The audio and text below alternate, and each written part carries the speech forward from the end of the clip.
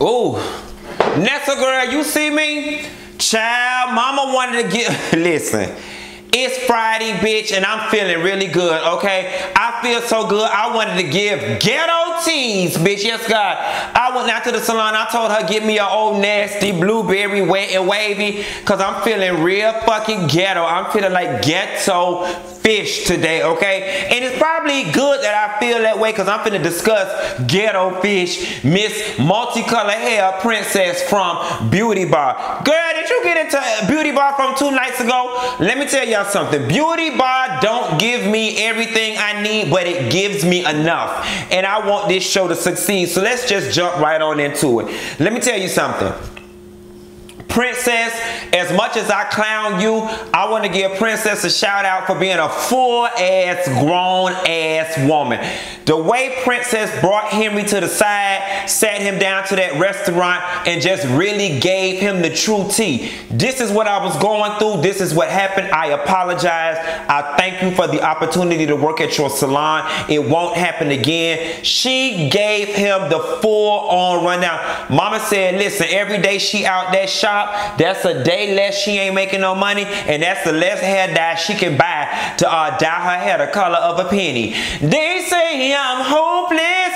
How hopeless am I, Nessa? Like a penny with a hole in it. And then Miss Princess wasn't finished there. She said, I'm finna put this shit to bed once and for all. Not only am I gonna finesse Henry, but then I'm gonna bring my ass down to the salon where the rich clients be. And I'm gonna apologize to all my coworkers, whether they want to hear it or not. I'm doing it for I'm doing this for Henry. Let's hear it for the boys. She did that. Now, Rail, on the other hand, you know, Rail, you about to fuck up all the church's money because Princess down there doing a group apology and you just sitting back like, but your ass the one who need the whole situation the most because your fashions is atrocious. You ain't got no money and you ain't got no clients. Like, girl, you need to be in there washing scalps or something or whatever. So play nice and be nice. And he tried to do that. He tried, you know, Rail stepped up and tried to take Play-Doh body Taya back to the back. And speaking of Taya, I saw something on my thing on Facebook, a little web series called My Trans Life, and Talia was on there. Talia was on there, and I guess this was a few surgeries prior, because she was looking real clocky. The whole thing was, oh, she was the trans woman that looks like a Kim Kardashian, and why, you know, she had the shell correct. The attention is in the detail. The devil is in the details. And the face was still looking, you know, boyish. Not a problem. You were born a genetic boy. I said all that to say, Thalia looks a hell of a lot better. I guess $200,000 worth of surgery later. But mama always had that confidence. Let me stop playing. Bitch, you was an ugly boy. You was ugly on that thing. Thalia. I'm trying to say it like Spanish fish. You look damn good now. Whenever that was filmed, you look like a boy playing. You look like Mamacita Daniva, bitch. Yes, honey. A boy playing with wigs. Nonetheless, you don't got your new face, you don't got your new body, you don't got your new pussy, and now you feeling yourself. But what the fuck you need to do is get a new attitude. Because Thalia, you think people supposed to kiss and suck on your ass, the real one or the fake one, and that's not cool. Rail was trying to apologize, and it just, instead of accepting the apology, you wanted to be combative, it seemed to me, and you pressed one of my buttons on my least favorite pet peeve. You were less concerned with the reconciliation and more concerned with being right. At the point in which it's causing friction in the workplace, it's not even about who is right or who is wrong and the reasons as to none of that shit matters. All that matters is it happened, and was it deep enough for us to stay in that place or move forward. And Talia, I started out liking you a whole lot, and I just don't like this whole prima donna attitude that you give, but I get it. Like, I get what your background is and where you're from, and oftentimes you have to exude this hard exterior. But what I want you to do though, if that's the character you're gonna play, you don't get to be Tammy Roman and come behind it in personal scenes with your sister and your family and cry about how everybody thinks you're a stone cold hearted bitch. Like, the two can't exist in the same space. Not on my TV. Not with my goddamn money. The bridal makeup with Thalia and Kevin. I just like me some Kevin. He is so cute with his pretty self. I think what Kevin's got to understand and where Thalia wins, he gave the bride exactly what she wanted, what she asked for. Thalia gave her what she didn't know she wanted. You know what I'm saying? And that's the difference, Kevin. Yes, you know, people can flip over the magazine and I want to look like this. But why look like this when you can look like this? Okay? Yes, honey, and not like that. So that's where Thalia won. Princess and V painting.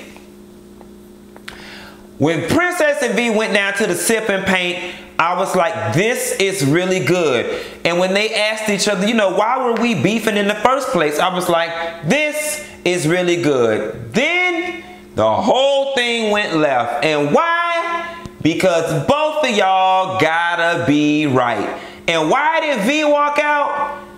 And why did it get so combative? And why did it get so argumentative? The truth of the situation is neither one of y'all like each other.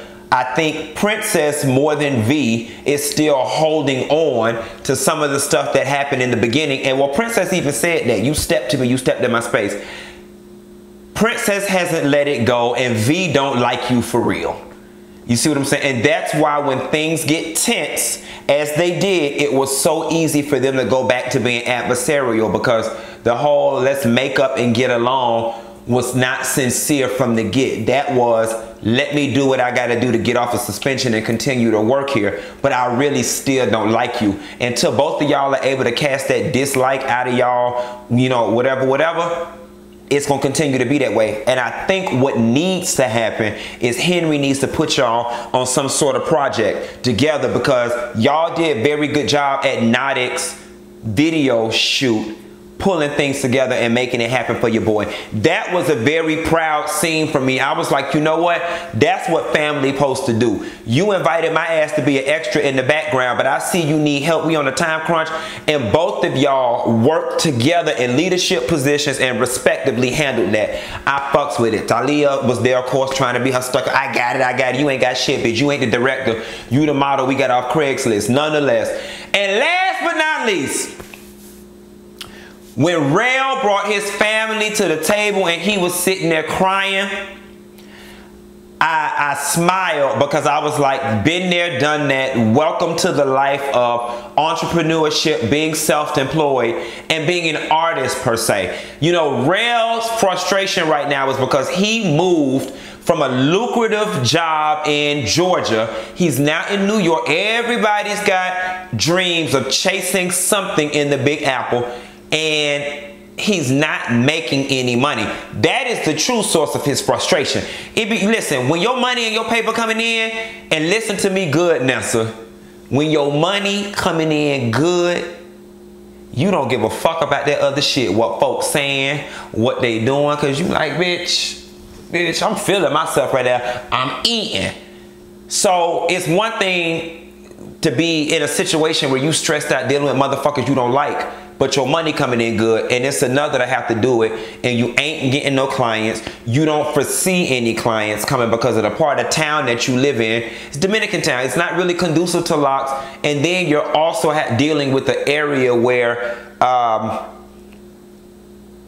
it ain't nothing for a gay boy to be doing another man's dreads or hair in Atlanta. It's not that big of a deal. You go some other places, homophobia sits in, yeah, he good, but I don't want a man doing me, I want a female.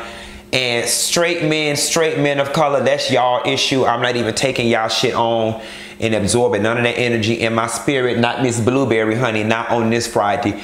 But Rel's frustration comes from being broke. And not to mention, when you filming a show like this, you're working, filming. Listen, when you are a hairdresser or anybody that works with their hands and does manual labor, when you're filming, you're not making money. You know what I'm saying? Now, when you're the boss running the salon, that's a different situation. But when I make my money physically having to do this and I'm over here filming, that means I'm not making money on top of the money that I'm already not making, on top of the money that I left behind. So yeah, Rel ready to get it up. You know, and it's just so funny. Somebody would sit on a TV show which is an opportunity, and say they ready to go. That boy tired and that shit don't pay. Work ain't what? It ain't honest, but it pays the bills. Bum, bum, bum, bum, bum. Next girl, I'm finna get in and fix me a salad real quick and watch Braxton Family Values. I'll call you back to see what them old religious hoes talking about. Bad.